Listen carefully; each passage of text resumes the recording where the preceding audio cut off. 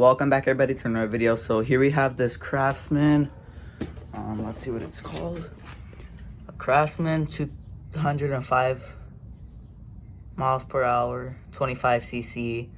It's like a blower vac pretty much.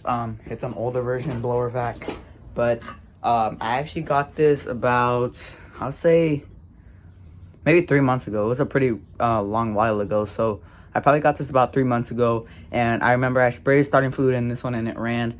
So what this pretty much is gonna need is some fresh fuel lines. I mean, take a look at this primer bulb. It's just as hard as a rock and it's just all deteriorated. So new fuel lines and probably a carburetor rebuild. Luckily, I just got a whole bunch of rebuild kits in stock. So yeah, we're gonna rebuild the carburetor. Got a fresh diaphragm in there with fresh gaskets, and this thing hopefully should run. It has great spark. Like I said, I spray starting fluid and it actually runs. So let's take it up to the workbench and we'll get started.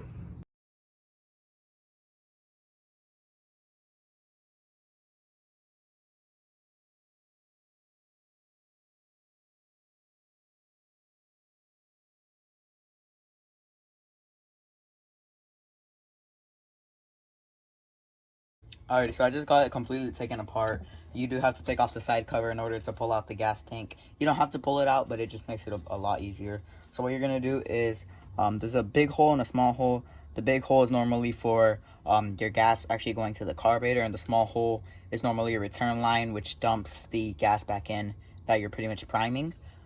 So yeah, what you're pretty much gonna do is you're gonna have to get your new fuel line. In this case, mine is over here. Let's try and find the right one. Alright, so I got my return line right here, and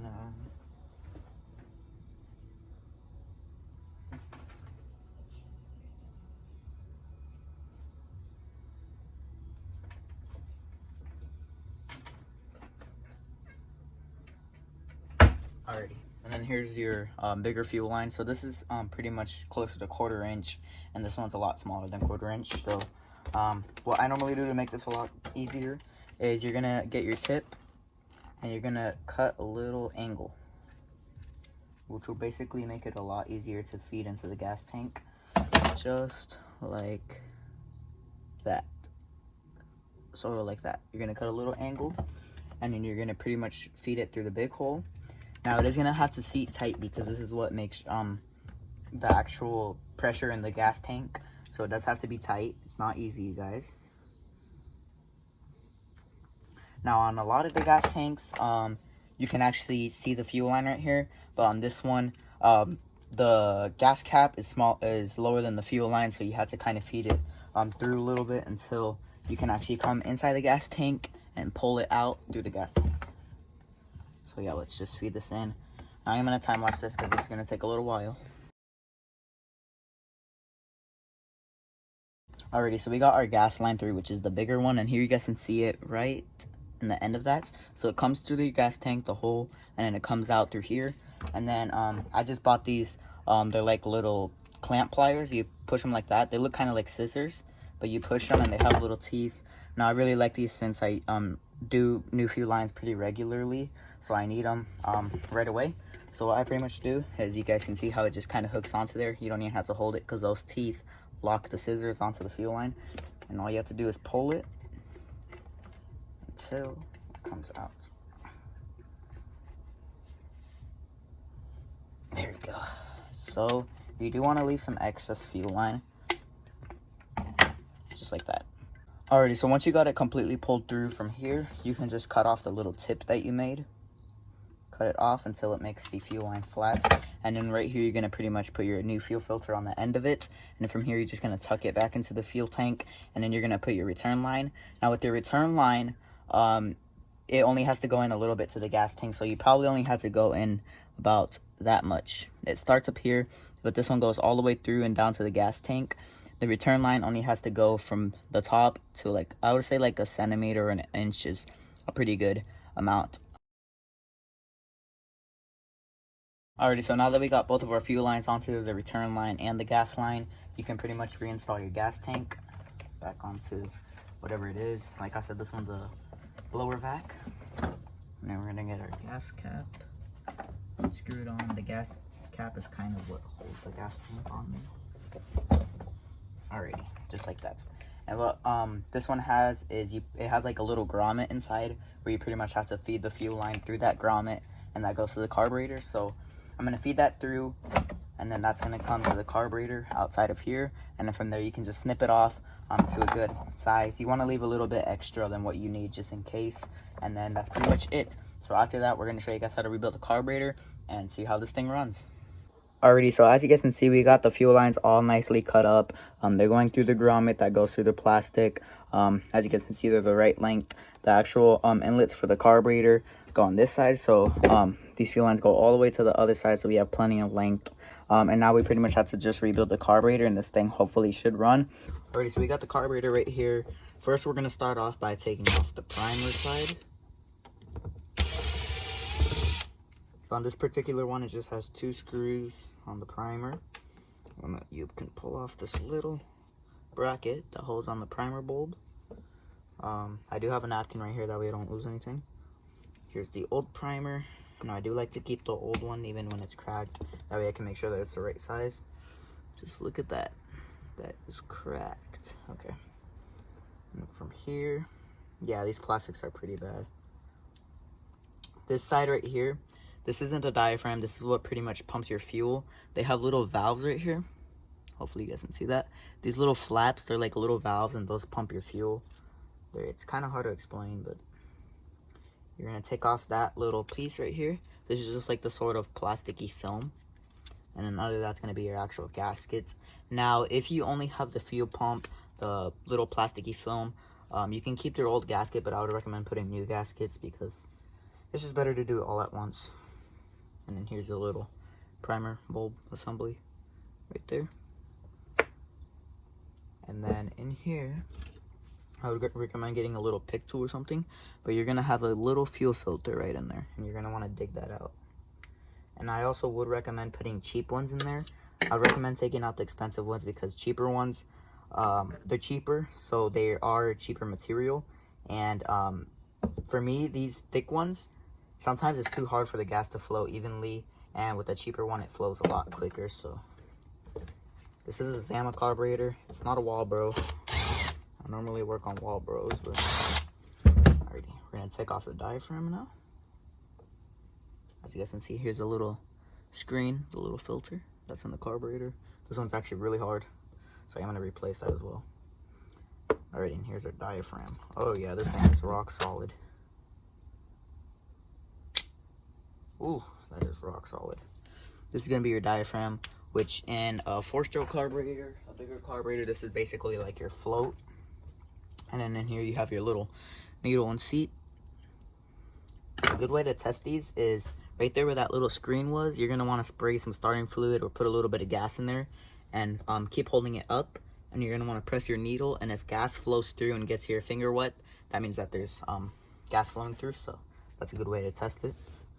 Now, this needle looks pretty good, so I'm not gonna replace the needle, but let's go ahead and get the new gasket and diaphragm kit.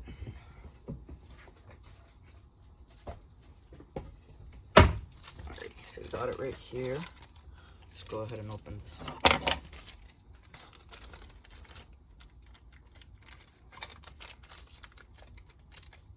In here. I might got one in here. Alright, so here's our new diaphragm right here. I got a new diaphragm for it. And I do not have the gasket for it, so I'm just going to reuse the old one. Since the gasket's pretty good, it's just the diaphragm that's kind of bad. Alrighty, so I just tested to make sure that there's gas flowing through the screen to the needle, and there is, so that's really good. I got all the new diaphragms and stuff, and time to put it back together. So let's go ahead and do this. Now I am going to show you guys a quick tip too when you're putting on the diaphragm. Something to check. Alrighty, let's see here. Put that on there. Alrighty. So we got the new primer bulb. You're going to put that on. And you're going to grab your little bracket. I'm going to clean it off a little bit. And we're going to tighten this up. Now, when you're putting everything back together, you want to make sure, because normally there's little pins that hold the gaskets on there, and you want to make sure that they go in evenly.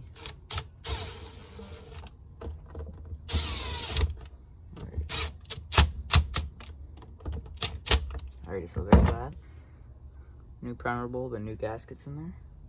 Now with the diaphragm, they sell a special tool. Let me show you guys. So here's a Zama tool, but they sell these special tools that you use to check your needle arm. Let's see what model this is. This is a C10Q. Okay, so this one's a C10Q. Let's try and find that. No, C1U, not C10Q. C1Q, okay. C1Q is the second one on this tool. So if you guys can see here, C1Q, it's right there. So you're gonna wanna do is you're gonna wanna use this flat piece. You can use a screwdriver, it just depends what model carburetor you got. And you're gonna wanna see if this is level. Sometimes these arms get bent. In this case, this one's too far down. So we have to bend it up a little bit. Now these are a pretty good thing that you wanna check because it's kind of important. Okay, I bent it too much. Now if this is too much for you guys can go ahead and order a new one too.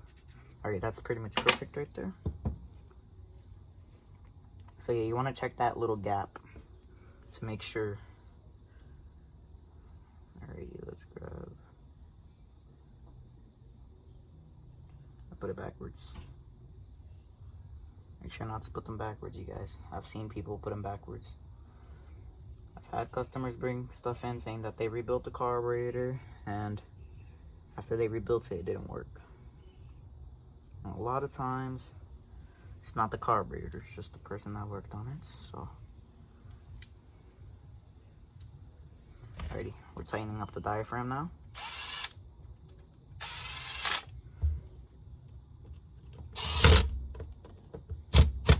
Alrighty, and there's our carburetor, completely rebuilt. All done. New gaskets and diaphragms, and it's pretty much ready to go. So let's go ahead and reinstall this. Once we have it reinstalled, we'll see if it starts. Alrighty, so I just finished putting it all back together. I got the air filter cover on, as you guys can see, everything like that. The new fuel lines installed, new primer bulb, got the new air filter for it, and like I said, we rebuilt the carburetor. So now let's see if it starts.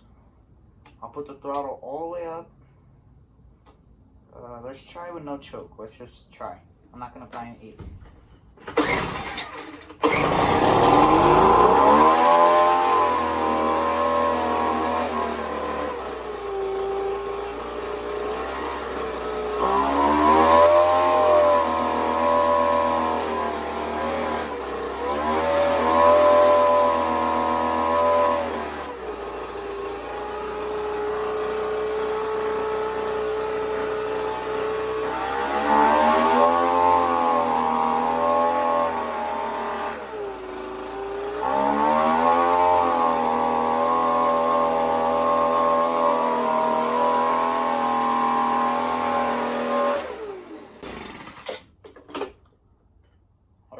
It runs good.